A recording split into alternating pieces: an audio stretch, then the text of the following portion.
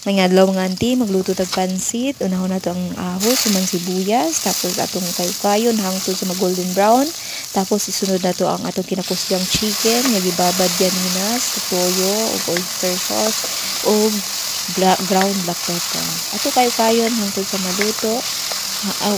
Actually, kabalik unsa na kung giluto. Basta pansit ni, sunod na to ang mushroom.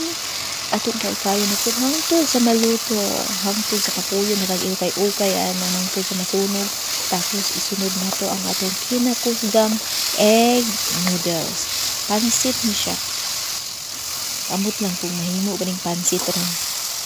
Egg noodles lang kung butang kay wala man mi available o maupay pagsugay human na butang na to oyster sauce gamay, butang na to toyo gamay, tapos atong butangan og petchay gamay. Wala na ko tadtara kay tapulan man ko ana unya kay naglisod man ko ani kay ukay ni ibulag-bulag ni.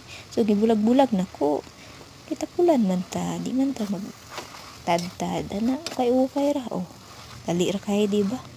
Tapos butangan nato ni siya og gamay nga sesame oil para mulami.